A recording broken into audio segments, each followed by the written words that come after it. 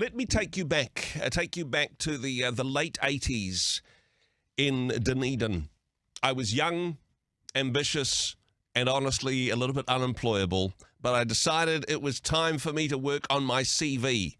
I vaguely knew that this was something that I needed in order to get a job. So with a second-hand typewriter which desperately needed a new ribbon, I did seek and destroy typing, thumping out my skills, my educational background, and let's just say typing wasn't one of the skills that I mentioned in my CV. And I went down to the local library and photocopied lots of CVs and sent them off and didn't get a job. But there we go. The question that comes from this, though, is that just something for the late 80s?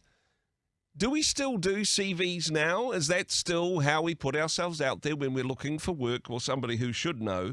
And I think I know the answer to this one is Tom O'Neill, Managing Director of CV.co.nz. Tom, kia ora, good morning. Thanks for your time today. Morning, I'm afraid. And now it's in the name, isn't it? As the Managing Director of CV.co.nz, you're not going to say, oh no, CVs, they're so passé now. But it would be fair to say, Tom, that there's different ways of putting ourselves out there for potential employers. CVs is one of them, but it's not a bad place to start. Well, yeah, this is a really good point. I mean, modern technology gives us a wide range of different ways to get our brand in front of a purchaser. And that's really what it's all about. Yeah. You know, we are products. That's why they call it the human resource department. You know, and so it's about, in some way, shape or form, communicating our value to a prospective buyer, i.e. HR manager or whoever it is. And so whether you do that through a cool social media channel that people are drawn to, whether you do it through a great LinkedIn profile or through a CV, as long as it's getting you in front of someone who can make a decision, who actually has that opportunity to hire you, great. Now, hey, perhaps like me, because actually I got a dream job and I haven't needed to apply for other jobs for quite some time now. Perhaps like me, there's some, I don't know, some civil servants in Wellington that are thinking, gosh, a CV, I wouldn't even know where to start when it comes to putting one of those together. I could point them in the direction of cv.co.nz, but Tom, give us the skinny on this one. What sort of things should we be considering, but particularly perhaps if it has been a while? I mean, certainly don't go back to the one that you did in the 80s and go, oh, I'll just dust it off a little bit and put on a new photo. It might be rip that one up and start again, I suppose. Yeah. Well, this is the thing. It's got to, firstly, you got to think about it as a brochure. Yeah. This document has to sell Steve, Raj, Lisa, Jemima, whoever it is. Yep. This CV, the job of the CV is a brochure to sell you. It's not a disclaimer. So that's the first thing to really realise, you know. And that's what people do all the time. They put in there, oh, I'm this, oh, but I'm that, and but I'm this. Oh, my goodness, you know. And you read it, going, you know. Should you put it? I love that thought, actually, but I just wanted to ask the question. I imagine it would be a bad idea to include a disclaimer in your CV. You know, yeah, anything of this may or may not be true. Yeah, no, that's something you shouldn't include. But let's talk about what you should include, because honestly, it's been a while since high school. If I included everything that I've done since then and the marks that I got for home economics, actually, it's going to be a little bit overstuffed. What's in and what's out? Yeah, cool. So, I mean, it's really important to remember there's only one time in our society we're allowed to talk about how good we are at something. That is the job hunt. So we need to understand we're going to sell ourselves. So, for example, for me, in our business, when we're writing CVs are normally 2 to 3 pages. So just getting real brass tacks, 2 to 3 pages, sometimes 4 if you're a senior executive and a lot of experience. But what we tend to do is cut the CV off sort of early 2000s. So let's say a person's had 5 jobs between now and 2003, and then they've had another 8 jobs prior to that. What we tend to do is just put prior, employed with a range of customer services and sales roles within the... If it happened 20 years ago, who cares, almost. And if the best thing you did was 20 years ago, then that's a bit of a problem in itself, right?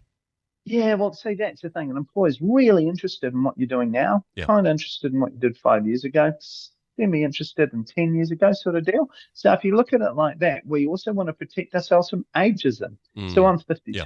So if I put writing my CV, I'll probably around sort of early mid 2000s, just put prior involved in HR leadership within a range of organizations in the government, consulting, and blah, blah, blah industries. Yeah. So really, you don't need to be chapter and verse all the way back. That's a great tip, actually. Not necessarily revealing your age in the first sentence, which brings us to the question of photos. Should I use the photo from my 21st on the front page of my CV? Should I use a photo at all?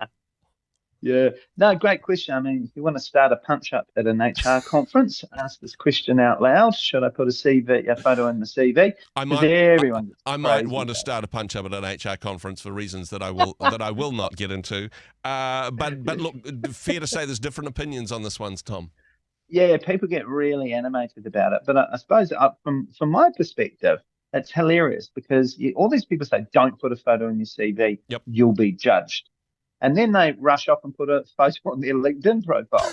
And it's like, well, just explain that to me, Yeah. It's LinkedIn without a photo now, something's wrong. So you need a photo in LinkedIn. Something's dodgy if you don't put a photo on it, right? Well, yeah, there is that perception Photos that of your dog don't right. count if on your...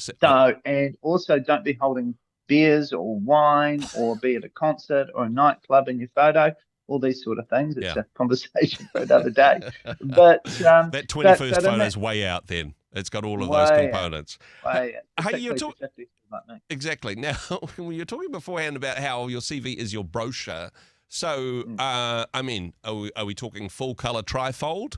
And I mean, seriously, is that how colourful should our CV be at all? Or if we're going to be corporate and serious, it's a black and white only in a serious font, please? Yeah, great question. I mean, for me personally, I don't like just black and white CVs. Okay. You open them up, and I've seen literally probably hundreds of thousands in my career, and it's a brochure. How many brochures do you get that are black text, white background? Yeah. Simple as that. You go anywhere, a jewelry brochure, black text, white background, travel brochure, it doesn't happen. No. So, but at the same time, you don't want to go crazy. So, for example, our CVs will have one key color, let's say navy blue, and then that will be themed throughout the CV. Okay. It's designed to look professional, but not detract from the message. One client years ago emailed me and said, "Oh, my CV's not working. Can you help me?" And I opened up a CV and every single word was a different color. Bless her. I'm guessing also out of a way to try and be different. Well, that is different, but not necessarily in a hireable way. No. Emojis, in or out? I mean, it's a great way of expressing emotion, but what would and personality? But what's your thoughts? Yeah, I can't think of. I've never used emoji. I'm a big emoji user, like in general emails. In love actual emojis. life. Yep. But I've never used them commercially in terms of applying for a role or in my CV. I mean, if I'm going for a job as an emoji creator, great, fill your boots. But I think for pretty much any other role, emojis would be out. Now, how much should we go? Okay, this is my CV. I've got it perfect. Now I'm just going to email off thousands of copies or print off thousands of copies and post them or knock on people's doors, however you're doing stuff. Or do you actually say, no, I'm going for this job. I'll take my CV format, but I'm going to tweak it slightly for the particular job I'm going for. Should we get down to that level of detail? Look, 100%. There should be two CVs you've got. One's general, just highlighting your skills, and that you just drop off to recruiters, drop off around the show, whatever it is, where there's no opportunities, you send your CV. And that's called hitting the hidden job market, where you go direct to employers. But if you've got a job you want to apply for, you want to be a solution to their problem. Okay. And what you do is you look at the keywords in the job advertisement and mirror those keywords into the summary of your CV. So the recruiter, HR person who starts reading it, they don't know actually what you get paid to do. If you're an accountant, very few recruiters are actually chartered accountants. Very few HR managers are chartered accountants. So they don't understand actually what you do. They just look at the keywords. So it's about making sure these keywords are in that CV and effectively the HR person's reading their advertisement back to themselves in your summary, ethically and honestly, of course. Oh, of course, you don't want to make stuff up, but it makes sure that you're in the possibles list rather than the rejects list in the first pass, depending on your photo, of course. Back to that. 100%. Now we started with me back in the 80s banging on a typewriter, the original keyboard warrior. But that question that I asked initially, why can't we just either print a version of our LinkedIn page or even just point people to our LinkedIn page? Is that better than a CV? Is that just how the kids are doing it now, Tom? Great question. Personally, myself, your LinkedIn is your website. Okay. Your CV is your brochure. So they all have different roles to play. And so with a CV, you can tailor it to a specific role, presenting yourself as a solution to their problem, I said before. And so that way, whoever's reading it for a specific job goes, oh, wow, this person's exactly what we need. Wow. Bam. Yep. That's why you have a CV for that. Pointing someone to your LinkedIn, as long as it's a quality LinkedIn page, is great. But at the same time, it's also not going to present you as a solution. Because if you go and tailor that LinkedIn profile to one role, you're going to be untailoring it potentially to other roles. Exactly. So, so it's about making sure that you've got two different types of branding tools. Both of them do separate jobs. And, hey, of course, making sure that what is on your CV is consistent with what's in your LinkedIn, as you said beforehand. If you've got a photo on one, then why not on the other, and have some consistent branding between the two. Now, Tom, I know... So can I just come back to that with a photo? I would say in the CV, don't need to have a photo in the CV, even though we all tend to have photos in LinkedIn. The only reason I'd have a photo in my CV if I was front of house or client engaged. Okay. So let's say CEO, receptionist, sales rep.